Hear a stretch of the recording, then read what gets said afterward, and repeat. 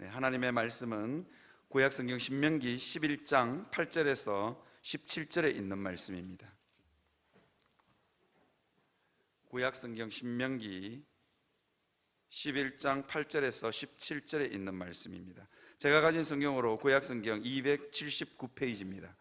찾으셨으면 제가 한 절 읽고 여러분들이 한 절 읽고 교독하도록 하겠습니다. 그러므로 너희는 내가 너희에게 명하는 모든 명령을 지키라. 그리하면 너희가 강성할 것이요 너희가 건너가 차지할 땅에 들어가서 그것을 차지할 것이며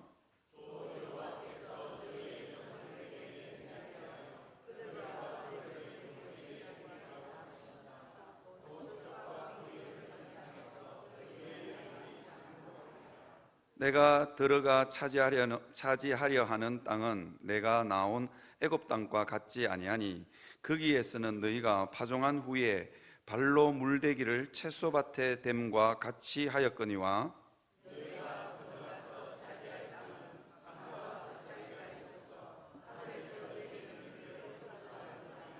내 하나님 여호와께서 돌보아 주시는 땅이라. 연초부터 연말까지 내 하나님 여호와의 눈이 항상 그 위에 있느니라.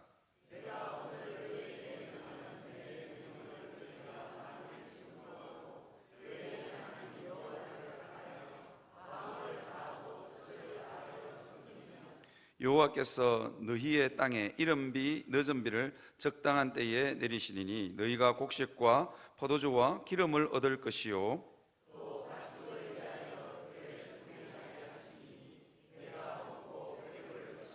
너희는 스스로 삼가라. 두렵건대 마음에 미혹하여 돌이켜 다른 신들을 섬기며 그것에게 절함으로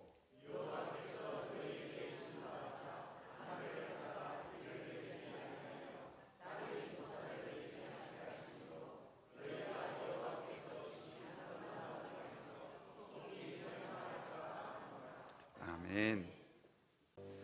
우리는 계속해서 신명기를 묵상하고 있습니다. 신명기는 약속의 땅에서 성도가 어떻게 언약적 복을 누리며 살 것인가에 대해서 말해주고 있습니다. 저는 신명기를 이러한 주제를 놓고 이렇게 계속해서 여러분들과 설교를 하고 있습니다. 약속의 땅에서 어떻게 성도는 언약적 복을 받고 그것을 계속해서 누리며 사는가.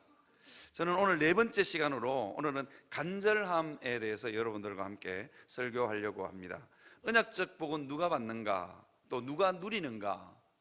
이제 여러 가지 답이 가능하겠지요. 그러나 저는 오늘 여러분들에게 어떤 사람이 언약적인 복을 받고 어떤 사람이 언약적인 복을 누리는가? 저는 간절함이 있는 사람이라고 생각합니다.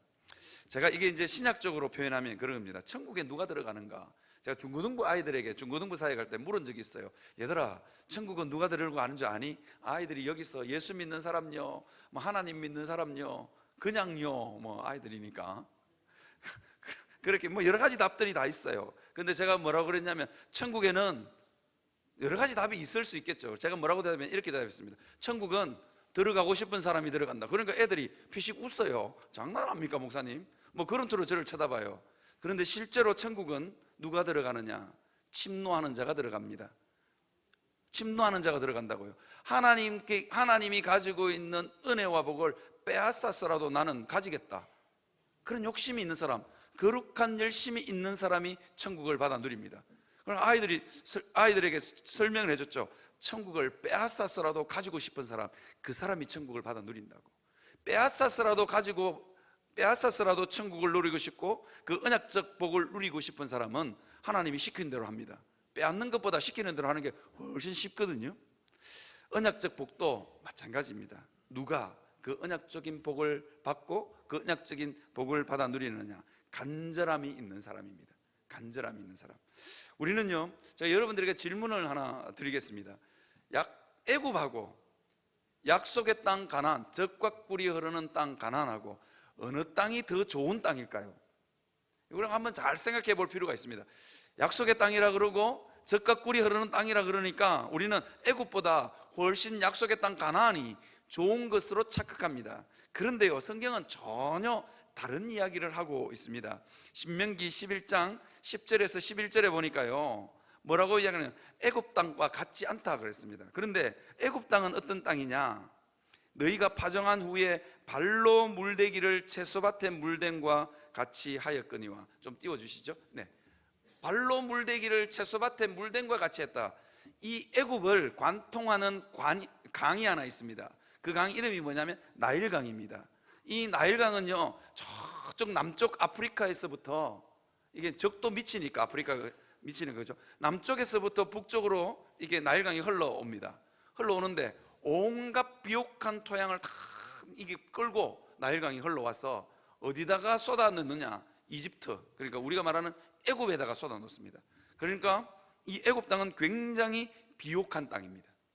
비옥할 뿐만 아니라 이게 이제 결국은 햇볕이 내리쬐는 아열대성 기후, 그러니까 아열대성 기후잖아요. 거기에 농사의 관건은 뭐냐면 물을 대는 거죠. 물을 어떻게 공급하느냐가 농사의 관건입니다. 그런데 이 애굽 땅은 어떤 땅이냐면 발로 물대는 땅, 발 뒤꿈치로 나일강에서부터 이렇게 쭉 끄면은 거기를 따라서 물이 흘러 들어오는 땅이 나일강입니다.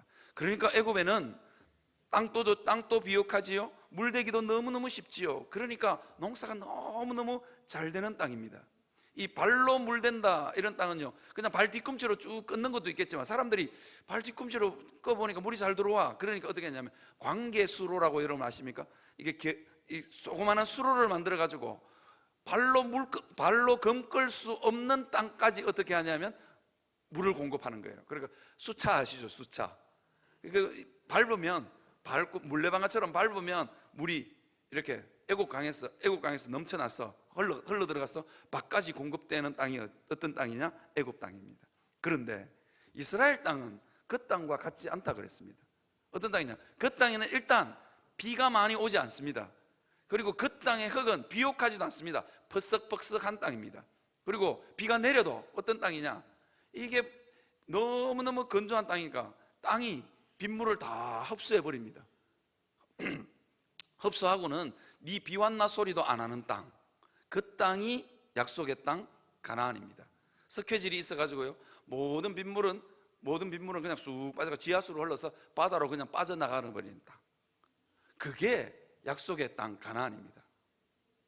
그런데 하나님은 그 땅을 약속의 땅이라고 이야기합니다. 왜 하나님은 이스라엘 백성들을 이곳에다가 몰아 넣었을까요? 하나님 참, 이 약속의 땅은 정말 이 간절함이 있는 땅입니다. 간절함. 비가 내리지 않으면, 여러분 이걸 비가 내리지 않으면 모내기 하는 논을 우리는 천수답이라 그러죠. 어르신들은 아마 농사를 다 지어보셨는지 잘 모르겠지만 저는 시골 출신이라서 잘 압니다. 비 오지 않으면, 가뭄에 모내기를 하지 못하는 논을 천수답이라 그럽니다. 하늘에서 비가 내려야만 그 모내기를 할 수 있는 땅이죠. 이스라엘 땅이 그런 땅입니다. 비도 적게 내리는 데다가 아주 적당한 때에, 적절한 때에 비가 내리지 않으면 씨앗을 파종할 수 없고 곡식을 추수할 수 없는 땅이 약속의 땅입니다. 그런데 하나님이 그곳에다가 이스라엘 백성들을 몰아 넣었어요. 그러니까 이스라엘 백성들이 얼마나 간절하겠어요. 1년 내내 간절한 거예요. 그래서 이스라엘 땅에는 어떤 땅이냐면 이른 비와 늦은 비를 내리는 땅. 한번 띄워주시겠어요? 신명기 11장 14절에 보면 여호와께서 너희의 땅에 이른 비와 늦은 비를 적당한 때에 내리시니 너희가 곡식과 포도주와 기름을 얻을 것이요. 이른 비와 늦은 비가 없으면, 이른 비와 늦은 비가 내리는 게 중요한 게, 이른 비와 늦은 비가 적당한 때 와야 되는 겁니다. 그러니까 이스라엘 땅은 체질적으로 간절해질 수밖에 없는 땅이 약속의 땅 가나안입니다. 도표를 하나 그려왔는데요, 그림을 한번 띄워주시겠습니까? 제가 저기 표시해놨습니다. 지금 예루살렘의 이스라엘의 기후, 저게 이제 막대기가 강수량이고요, 그리고 이게 줄이, 곡선이 저게 온도입니다. 이스라엘은 비가 언제 다 내리냐? 겨울에 다 내려버립니다. 11월, 12월, 1월, 2월, 3월까지 이 비가 겨울에 다 내려버립니다. 근데 여러분, 보리나 밀은 언제 파종하냐? 10월달이나 초겨울에 파종합니다. 그런데 5월달, 6월달, 7월달, 8월달, 9월달은 비 한 방울 안 내리는 땅입니다. 강수량이 제로입니다. 그러니까 얼마나 땅이 메말랐겠어요. 그래서 곡식을 뿌려서 파종을 하려면 뭘 해야 되느냐? 저 10월 달에 정말로 조금 오는 저 비, 저걸 가리켜서 우리는 이른 비라 그럽니다. 저게 늦게 오거나 적당한 때 오지 않으면 그의 농사는 망치는 겁니다. 그의 농사는 망치는 겁니다. 그러니까 이스라엘 땅은 간절해질 수밖에 없는 땅, 그래서 약속의 땅입니다. 간절해질 수밖에 없는 땅. 그래서 저 이른 비가 10월 달에 내려서 보리나 밀을 파종할 수 있습니다. 그래야만 삭이 납니다. 저게 늦게 오거나 그러면 완전 농사가 망합니다. 그리고는요, 겨울에 이제 비가 오기 시작합니다. 비가 오기 시작하는데 많이는 오지 않습니다. 한 100mm 미만 정도로 이렇게 비가 이렇게 옵니다. 그런데 여러분, 온도가 낮을 때 오는 비는 아무 소용이 없습니다. 추울 때 오는 비는 그거 비 맞고 곡식이 안 자랍니다. 그냥 멈춰 있습니다. 그러다가 언제 비가 왔냐면 4월 달이나 3월 달에 비가 와야 됩니다. 저때 비가 아주 조금 오는데 저 비를 머금고 식물이 보리나 밀이 확 자랍니다. 그리고는 비가 오지 않기 때문에 곡식이 아주 알차게, 이게 굉장히 야물게 곡식이 열리게 되는 것입니다. 그래서 이 약속의 땅은 언제나 하나님의 돌보심이 있어야 되는 땅입니다. 그래서 이 땅이 왜 약속의 땅이냐? 신명기 11장 12절에 보면 내 하나님 여호와께서 돌보아 주시는 땅이라. 연초부터 연말까지 내 하나님 여호와의 눈이 항상 그 위에 있느니라. 하나님이 눈을 떼지 못하는 거예요. 하나님이 눈을 떼지 못하는 땅. 여러분, 어쩌면 우리의 성도의 삶과 너무 닮아 있지 않습니까? 우리도 거칠고 메마른 땅을 삽니다. 그런데 하나님이 우리를 바라보시면서 눈을 떼지 못하십니다. 왜? 엎어질까? 넘어질까? 쓰러질까? 시험될까? 낭망할까? 하나님은 언제나 우리에게 눈을 떼지 못하는 땅. 그래서 그 땅이 약속의 땅입니다. 그리고는요, 하나님은 우리 인생들을 너무 잘 알아서 이른 비와 늦은 비를 주십니다. 아주 하나님의 때에, 적당한 때에, 결정적인 타이밍에 이른 비와 늦은 비를 주셔서 우리 인생에 열매 맺게 하시고 씨를 뿌리게 하시고 열매 맺게 하시는 분이 누구냐? 하나님이라는 겁니다. 그런 점에서 약속의 땅 가나안은 어떤 면에서는 애간장을 녹이는 땅이고 믿음이 있는 사람에게는 너무너무 편안한 땅입니다. 그냥 하나님만 믿고 씨 뿌리면 되고 하나님만 믿고 추수하면 되는 땅이 약속의 땅입니다. 사랑하는 성도 여러분, 여러분의 삶 가운데 이른 비와 늦은 비의 축복이 있기를 주님의 이름으로 축원합니다. 생각지도 못했던 은혜가 여러분 자녀들에게 있기를 바랍니다. 그래서 삭이 나고 곡식이 나는 역사 있기를 바랍니다. 우리 자녀 안 된다, 우리 자녀 안 된다 그렇게 하지 말고, 여러분들의 자녀의 삶 가운데 이른 비가 있었어.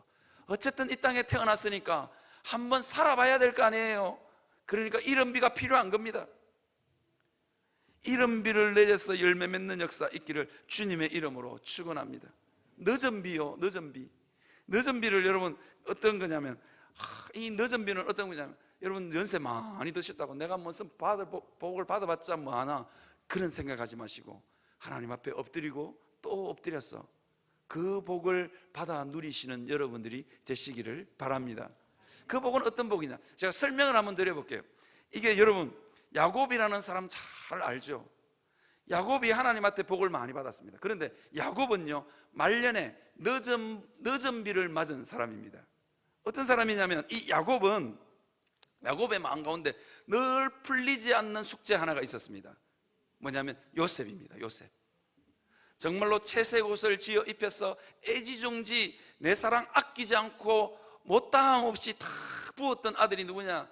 요셉이죠. 자기가 제일 사랑하는 라헬의 아들, 정말로 오랫동안 기다렸어. 못 낳을 줄 알았는데, 라헬이 애를 못 낳을 줄 알았는데 애를 낳았어. 그래서 얼마나 애지중지 키운 아들인지 모릅니다. 그런데 그 아들이 어느 날 갑자기 애굽으로 팔려가 버렸습니다. 시체도 거두지 못했습니다. 야곱의 마음 가운데 죽었는 것 같아. 그런 마음이 들다가도 어떨 때는 살아있을지도 몰라. 그 미련을 버리지 못했을 거 아니에요. 어떨 때는 죽었다, 어떨 때는 죽었다 잊어버리죠. 그러다가도 아니야, 살아있을지도 몰라. 그 마음으로 야곱은 평생을 살았습니다. 여러분 자녀 중에 혹시 실종되거나 그래 보십시오. 죽을 때까지 부모는 그 자녀를 잊지 못합니다. 그렇죠? 그게 야곱의 마음이었습니다. 내 노년에 무슨 복이 있을까?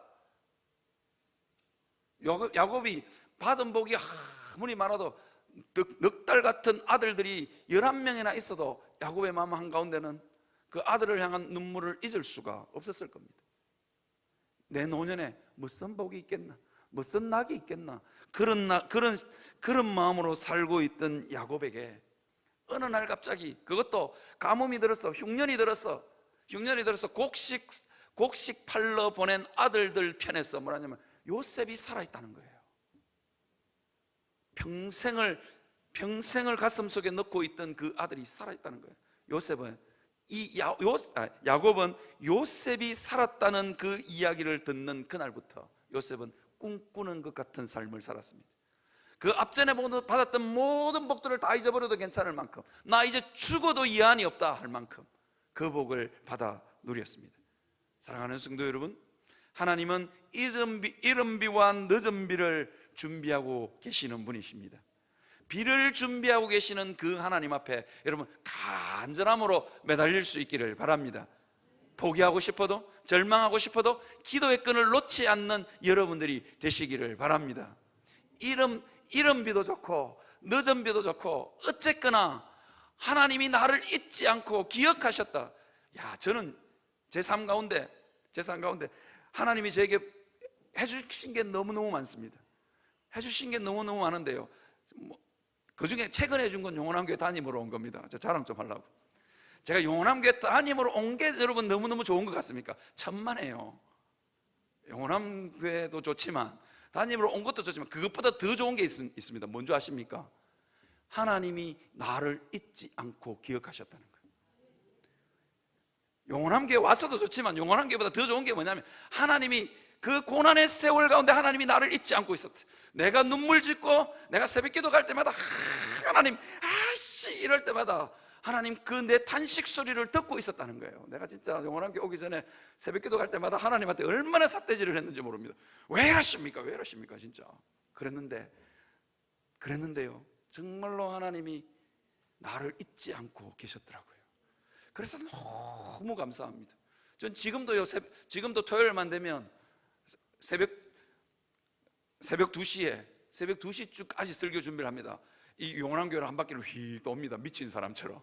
혹시 영원한교회를 돌고 있는 사람보다 좀 미쳤다 생각하지 말고 이채원 목사라, 너무 좋았어. 돌 때마다 뭐 생각하십니까? 하나님이 나를 잊지 않으셨다. 그 2년간의 눈물의 세월을 하나님이 지켜보고 계셨다.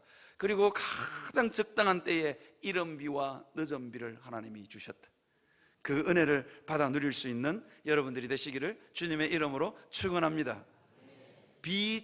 하나님은 비를 준비하고 계십니다. 그 흡족한 은혜의 비, 하나님의 흡족한 그 복의 비를 받는 비결이 뭐냐? 간절함입니다. 끝까지 하나님 앞에 매달려서 기도할 수 있는 여러분들이 되시기를 주님의 이름으로 축원합니다. 여러분, 우리는 어떻게 하면 간절해질 것 같습니까? 그 약속의 땅이 메마르고 척박하면 간절해질 것 같습니까? 하나님은 물론 약속의 땅에, 그 척박하고 메마른 땅에, 하늘만 쳐다보는 그 땅에 이스라엘 백성들을 몰아 넣으셨습니다. 환경이 척박하면 우리는 하나님만 붙들 것 같죠? 천만에요. 그렇지 않습니다. 환경이 척박하면요, 우리는 돈을 움켜쥘 수도 있고 세상의 명예를 움켜쥘 수도 있고 하나님 아닌 것들을 움켜쥘 수 있습니다. 그래서 하나님이 끊임없이 경고합니다. 그 땅이 척박한 땅인데 나만 쳐다봐야 돼? 그 땅에 있는 이방신들 쳐다보면 안 돼? 이게 하나님의 마음이었습니다. 여러분, 우리가 세상살이가 참 고달프고 힘들면 하나님만 붙들 것 같죠? 천만에요. 하나님 아닌 다른 것들을 움켜쥡니다. 그 유대인들이 죽을 때까지 여러분 돈 세다가 죽는다는 거 아십니까? 이 유대인들은요, 이게 예루살렘이 멸망하고 난 후에, 이스라엘이 멸망하고 난 후에 2000년을 온 전 세계를 떠돌아다니는 민족입니다. 그래서요, 한이 많고 슬픔이 많고 모짐이 많은 사람입니다. 어디를 가나 어디를 가나 미움을 받는 민족. 왜냐하면 어디서 떠돌이처럼 들어와 가지고 그 땅에, 그 도시에 경제권을 지어버리는 거예요. 머리는 똑똑해. 여러분, 원래 결핍이 많은 사람들, 가진 게 없는 사람들이 열심히 공부합니다. 이스라엘 백성들이, 이 유대인들은 그런 사람들입니다. 그러니까 머리가 똑똑해서인지 한이 많아서인지 어쨌든 공부를 해서 세계 노벨상은 유태인들이 제일 많이 받잖아요. 어쨌든 죽으라고 공부하고 죽으라고 돈 모으는 민족이 유태인들입니다. 그런데 이 유태인들이 그런잖아요. 죽을 때까지 돈 세다가 죽는데, 돈 세다가 돈을 의지하고 사는 거죠. 우리 어르신들 있는 돈 쓰셔도 됩니다. 이제 너무 그거 자식들한테 물려주려고 힘쓰고 애쓰지 마십시오. 그거 물려줘봤자 재산 싸움합니다. 돌아가시고 나니 자녀들이 얼굴 안 보고 살 수도 있습니다. 그냥 다 쓰고 가시는 게 편안합니다.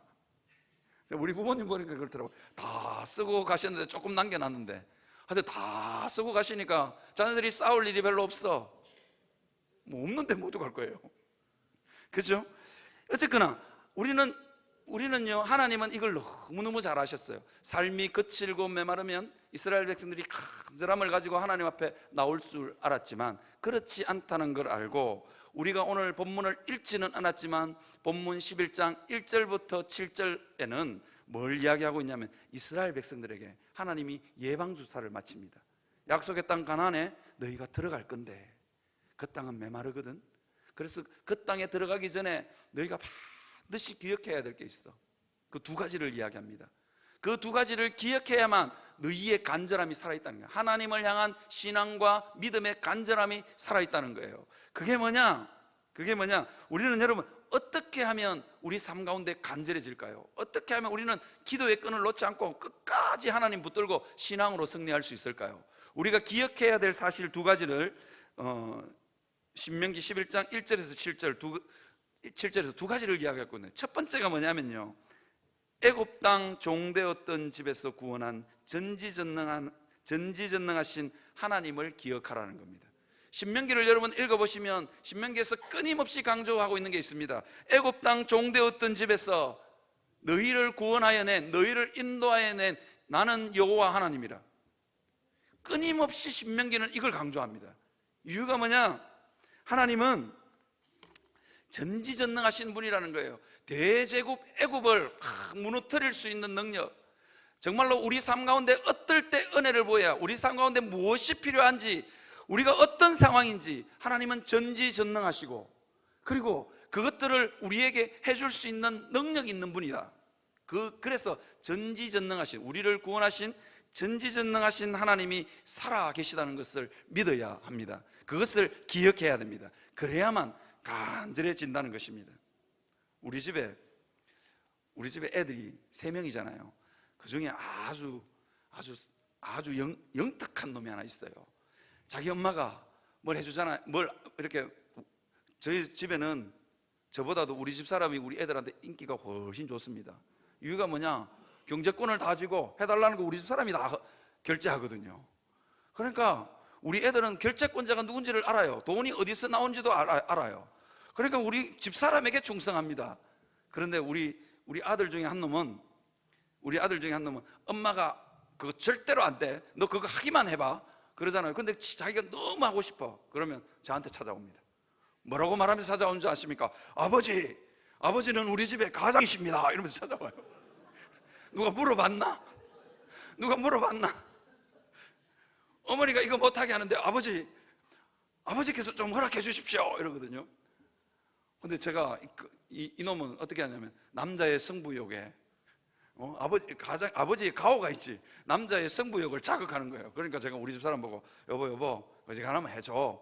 안 된다고 우리 집 사람이 쫑알쫑알 하거든요. 그럼 제가 열이 싹 해주라니까, 내가 가장이라니까. 그러면 우리 아들이 딱 와가지고, 어머니 우리 집의 가장은 아버지십니다. 평상시에는 아버지 보기를 먹었지 하다가 그때는 어머니 우리 집의 가장은 아버지십니다, 어머니가 아니십니다. 참, 우리 아들 참 대단합니다 진짜. 여러분, 우리 삶의 최종 결재권자가 누구인지를 알아야 됩니다. 우리 아들이 그래서 실패해 본 역사가 없습니다. 남자의 자존심, 가장의 가오를 건드려가지고, 자존심을 건드려가지고 우리 아들은 실패해 본 적이 없습니다. 해주라니까 이러면서. 우리 집 사람도 가장에 아버지의 권위가 달려있기 때문에 어쩔 수 없이 그냥 해줍니다. 사랑하는 성도 여러분, 세상 속된 말로 줄을 잘 서야 된다 그러잖아요. 여러분, 하나님 앞에 줄 서시는 여러분들이 되시기를 바랍니다. 엉뚱한 데 가서 줄 서시지 마시고 하나님 앞에 줄 설 때, 여러분, 하나님이 우리 인생의 최종 결재권자이십니다. 그거보다 더 결정적인 사실을 여러분들에게 한 가지 말씀드릴까요? 그 하나님이 여러분들을 사랑하신다는 겁니다. 그 하나님이 여러분들에게 복을 너무 주고 싶어 하시는 분입니다. 복을 못 줘서 안 달라신 분이 누구냐? 하나님이십니다. 그 하나님 앞에 줄 서시는 여러분들이 되시기를 바랍니다. 인생이 왜 망하느냐? 돈이 없어서 망하느냐? 못 배워서 망하느냐?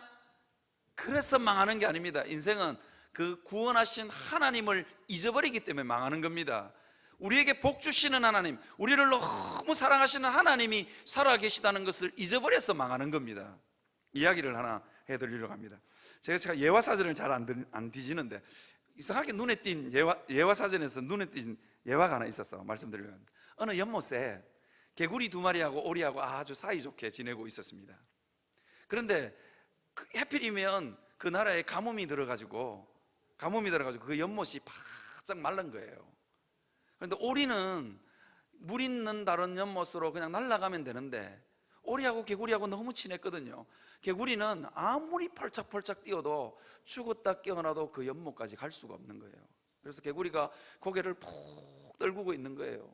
그러니까 오리가 밤새도록 고민합니다. 저 개구리 저 물 있는 연못으로 데리고 갈 수 없을까? 조금만 날아가면, 나는 충분히 날아가면 되는데 저 개구리 어떡할까 고민하다가 어떻게 하냐면 오리가 막대기 하나를 물고 딱 와가지고 개구라 이 막대기 물어. 그러면 딱 무는 순간 오리가 싹 날아오릅니다. 개구리가 너무 좋다고 이제 살았다고 그리고 막 날아가고 있는데 송아지 한 마리가 밑에서 막 쳐다보고 있다가 이야 그거 진짜 괜찮은 아이디어다. 그거 도대체 누가 생각했어? 라고 송아지가 물었어요. 그러니까 개구리가 그거 내가 끊는 순간 떨어져서 죽었답니다. 그 무슨 말인지 아시죠? 이거 내가 생각했어, 내 아이디어야, 이 말을 해야 되는데 그 말 또 다 하기 전에 이거 내가 끊는 순간 떨어져서 죽었답니다.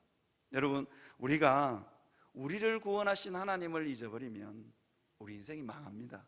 우리 인생이 고통스러워집니다. 그 하나님을 잊지 않고 살아갈 수 있는 여러분들이 되시기를 주님의 이름으로 축원합니다. 그 다음에 두 번째 뭘 기억해야 되냐면요, 하나님은 진노 중에도 국률을 잃지 않으시는 하나님이라는 것을 여러분 기억해야 됩니다. 하나님이 막 진노하시고 화를 내시지만 그 중에도 하나님 마음 깊숙한 곳에는 우리를 사랑하시는 하나님의 마음이 숨어 있다는 것입니다. 그걸 기억해야 됩니다. 그래서 여러분 오늘 신명기 11장 6절을 여러분 한번 띄워 주시겠습니까?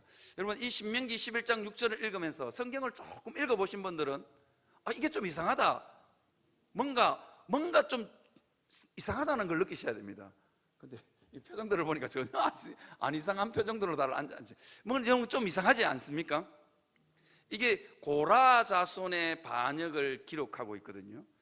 고라 자손이 모세를 거스리고, 고라 자손이 뭐 하는 족속이냐면 고핫 자손의 후손들입니다. 고핫의 후손들이고, 이들은 성전의 기물들, 그러니까 성소의 휘장이나 등대나 아니면 떡상이나 향단이나 이런 것을 옮기는, 그러니까 성소 가장 가까이 있는 사람들이 누구냐? 고라 자손입니다. 그런데 이 고라 자손이 어느 날 갑자기 생각해 보니까 나도 제사장 하면 안 돼? 뭐 아론의 자손이나 내나 지나 뭐 이러고 있는 거예요.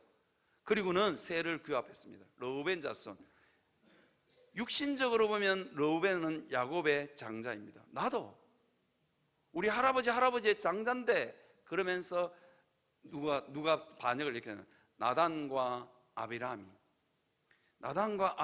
아비람과 고라 자손이 협력해서 모세에게 반역을 일으킵니다. 그때 어떤 일이 일어나냐면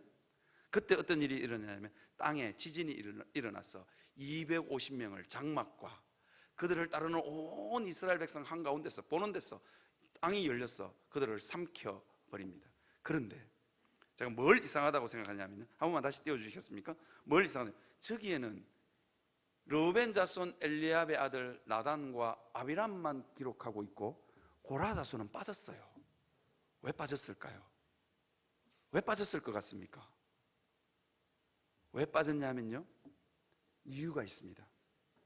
모세는 어쩌면 이 고라를 엄청 언급하고 싶었을 거예요. 모세는 이 설교를 마치면 이제 하늘나라로 죽어야 되는 사람입니다. 약속의 땅을 밟지 못하고 죽어야 되는 사람. 어쩌면 이 고라 자손이 모세에게 반역을 일으키기 때문에 모세의 마음 가운데 분노가 있을지도 모릅니다. 모세의 마음에 비수를 꽂았던 사람입니다. 그런데도 모세는 고라 자손을 뺍니다. 이유가 있습니다. 그 이유가 뭐냐면 고라는 땅이 입을 벌려서 삼킬 때 삼킴을 당했지만 고라 자손은 살았습니다. 고라의 아들들은 죽지 않고 살았습니다. 왜 살았느냐? 아버지에게는 불효이지만 아버지를 따르지 않았습니다. 그리고는요, 이스라엘 온 회중이 고라의 아들들 보고 너는 반역자의 아들이라고 손가락질을 했을 겁니다. 불효자고 이러지도 저러지도 못하는 거예요. 아버지를 따르자니 불효자가, 아버지를 따르면 하나님께 불충하는 거고, 아버지를 안 따르자니 불효자고. 그러니까 살아도 손가락질을 당하고 죽어도 손가락질을 당하는 그 참 말로 표현할 수 없는 아이러니적인 상황에 이 고라 자손이 놓이게 된 겁니다. 어쨌거나 이 고라 자손은, 그런데 이 고라 자손이 어떻게 하냐면 진노 중에도 국류를 잃지 않는 하나님을 기억했습니다. 그리고는 하나님 편했습니다. 그래서 이 고라 자손이 남긴 유명한 시가 있습니다. 어떤 시냐면요, 시편 제2권을 여는 시입니다. 여러분 지금 한번 찾아보겠습니다. 시편 42편을 여러분 찾아보십시오. 시편 42편을 찾아보시면 성경책을 바꿔 시편 42편을 보시면 뭐라냐면 제2권. 여러분 좋은 성경책을 가지고 있는 분들은 시편 42편부터 제2권, 시편의 제2권이 시작된다는 걸 압니다. 가장 중요한 시, 2권에서 가장 중요한 시가 42편인데 이게 42편이 누가 지은 시냐? 고라 자손 마스길입니다. 고라 자손이 지은 거예요. 마스길은 뭐냐면 교훈이라는 거예요. 고라 자손은 세상 모든 사람들이 손가락질을 하는 그 상황 가운데서도 하나님을 기억했습니다. 모든 이스라엘 회중들이 뭐라고 이야기하냐면 반역자의 자손이라고 손가락질하고, 그러면서 고라 자손의 마음 가운데 나 같은 게 뭘 복을 받을 수 있겠어.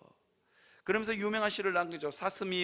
하나님이여 사슴이 시냇물을 찾기에 갈급한 같이 내 영혼이 주를 찾기에 갈급하나이다. 여러분 이거 가스펠송에도 있잖아요. 이 찬양이 고라 자손의 시인 줄 모르셨죠? 이게 이제 고라 자손입니다. 하나님이여 사슴이 시냇물을 찾기에 갈급한 같이 내 영혼이 주를 찾기에 갈급하나이다. 아주 유명한 시를 남깁니다. 이 고라 자손의 시의 결론이 뭔지 아십니까? 결론이 시편 42편 5절입니다. 여러분 한번 보시죠. 내 영혼아 내가 어찌하여 낭망하며 어찌하여 내 속에서 불안하여 하는고. 너는 하나님을 바라라. 그 얼굴의 도우심을 인하여 내가 오히려 찬송하리로다. 이 고라 자손의 마음 가운데 낭망이 밀려옵니다. 불안이 밀려옵니다. 나 같은 것도 복 받을 수 있을까? 나 같은 것도 하나님의 복을 받을 수 있을까? 하나님이 나를 좋아나 하실까? 나를 돌아볼 때마다 우리 마음 가운데 낭망, 우리 마음 가운데 불안함, 하나님 이런 죄를 지은 나도 하나님이 사랑하십니까? 라고 끊임없이 묻고 싶은 고라 자손은 진노 중에도 국류를 잃지 아니하시는 하나님을 기억하셨습니다. 사랑하는 성도 여러분, 내 마음에 낭망이 밀려오고 내 마음에 불안이 밀려오고 나 같은 것도 하나님께서 복을 주실까 그런 생각이 들 때마다 그때가 뭐 할 때라고요? 기도할 때입니다. 그때가 기도할 때입니다. 그때가 은혜 받을 때입니다. 그래서 하나님만 잠잠히 바랄 수 있는 여러분들이 되시기를 주님의 이름으로 축원합니다. 그렇게 기도하면, 그렇게 하나님을 바라면 어떤 일이 있느냐? 오히려 찬송하리로다. 하나님은 그 상황의 역사를 바꾸어서 오히려 찬송의 역사로 우리를 바꾸어 놓으시는 분이 누구냐? 우리가 믿고 있는 하나님이다 하는 것입니다. 여러분 이것을 잊지 않으시는 여러분들이 되시기를 바랍니다. 저는 공원에 한 번씩 가거나 우리나라 엄마들이 애를 키우는 거 보면 참 신기해요. 뭐가 신기하냐? 공원에서 애를 때리는 엄마들이 종종 있어요. 그것도 더운 여름에. 왜 자꾸 붙냐고 저리 가라고 그러면서 매를 들어요. 그 미국에서 그러면 잡혀갑니다. 미국에서 애 때리는 순간 경찰 와서 잡아갑니다. 조심하셔야 됩니다. 근데 우리나라는 그게 가능하잖아요. 우리나라 좋은 나라입니다. 그리고 어쨌거나 저는 그 애가 엄마가 너무너무 힘들고 힘들었어. 애 키우는 게 너무너무 힘들었어. 애를 막 저리 가라고 밀치고 몽둥이로 때리는데도 난 그 아기를 보면 너무 신기해요. 뭐가 신기하냐? 엄마가 그렇게 때리는데도 엄마 하고 앵겨붙어. 아니, 엄마가 매를 때리면 도망을 가야지 왜 엄마한테 앵겨붙냐고. 더 맞지. 그런데 이상하게 그 애기는 엄마가 때리고 저리 가라 그러는데도 계속 엄마한테 붙어요. 그래 가만히 보고 있으면 나중에는 그 엄마가 애기 부둥켜 안고 울어. 엄마가 잘못했다 그러면서 울어. 잘못은 애기가 한 것 같은데, 그죠? 자기는 잘못은 분명히 애기가 한 것 같아. 그런데 엄마가 잘못했다 그러고 애 등 두드리고 울어요. 그 더운 여름에 부둥켜 안고 울어. 아니, 부둥켜 안고 울 것 같으면 때리기를 왜 때리냐고요. 왜 때리는지 모르겠어. 여러분, 하나님, 우리가 믿고 있는 하나님이 그런 분입니다. 진노 중에도 국률을 잃지 아니하시는 분. 자유주의 신학자들은요, 구약을 보면서, 특히 신명기를 보면서 뭐라고 이야기하는 줄 아세요? 하나님은 변덕쟁이다. 금방까지 벌 내리겠다 그러고, 금방까지 진노하겠다 그러고, 금방까지 너희들 혼내주겠다 그러고, 금방까지 너희 다 사로잡혀 간다 그러고 막 그랬다가 이스라엘 백성들이 살짝만 하나님 앞에 마음을 돌리면 하나님이 뭐 마음을 싹 바꿔서 그래. 이게 하나님 변덕쟁이라는 거예요. 그 다음에 하나님 심술쟁이라는 거예요. 이게 고야학자들이 주장하는 겁니다. 하나님 변덕쟁이, 심술쟁이. 그래서 이스라엘 백성들에게 늘 혼내고 이스라엘 백성들을 혼내는 하나님, 그런 하나님으로 자꾸 기억하는데, 보수주의 신학자들, 우리 개혁주의 신학자들은 이 구약을 하나님께서 변덕쟁이처럼 마음을 싹 바꾸기도 하고, 너가 하나님 말씀대로 내 말대로 안 살면 죽어, 그러면서 경고하시는 그 하나님을 보면서 우리 보수주의 학자들은 뭐라 하냐면 이것을 가르쳐서 구약의 역설이라고 그럽니다. 구약의 역설. 왜? 사랑하기 때문에 진노하는 겁니다. 조금만 잘하면, 아니 조금만 잘하려고 발부둥이라도 치면 하나님이 금방 마음이 녹아서 아이고 그래. 이게 뭐냐? 진노 중에도 국률을 잃지 아니하시는 하나님입니다. 사랑하는 성도 여러분, 그 하나님을 믿고 살아갈 수 있는 여러분들이 되시기를 주님의 이름으로 축원합니다. 그죠? 진노 중에도 국률을 잃지 않고 우리를 사랑하시는 그 하나님, 그 하나님께 날마다 나가서 기도할 수 있는 여러분들이 되시기를 바랍니다. 어쩌면 우리가 살고 있는 땅은 약속의 땅 가나안인지도 모릅니다. 늘 메마름이 있는 땅, 늘 간절함이 있어야 되는 땅, 그 땅을 우리는 딛고 살아가고 있는지도 모릅니다. 그런데 우리에게 날마다 은혜 주시기를 사모하며 기도하며 살아갈 수 있는 여러분들이 되시기를 바랍니다. 그러면 하나님께서 반드시 늦은 비와 이른 비를 여러분들의 삶 가운데 허락해 주실 것입니다. 그 하나님을 믿고 살아갈 수 있는 여러분들이 되시기를 바랍니다. 1부에도 읽어줬으니까 2부에도 읽어드려야 됩니다. 제가 성경 한 구절을 읽어드리고 설교를 마무리할까 합니다. 사도행전 2장 17절에 보면요, 하나님이 말씀하시기를 말세에, 우리가 살고 있는 시대는 말세입니다. 험악하기 짝이 없는 말세입니다. 말세에 내가 내 영을 모든 육체에, 이 육체도 아니고 저 육체도 아니고 모든 육체에 부어주리니 너희 자녀들은 예언할 것이요 너희 젊은이들은 환상을 보고 너희 늙은이는 꿈을 꾸리라.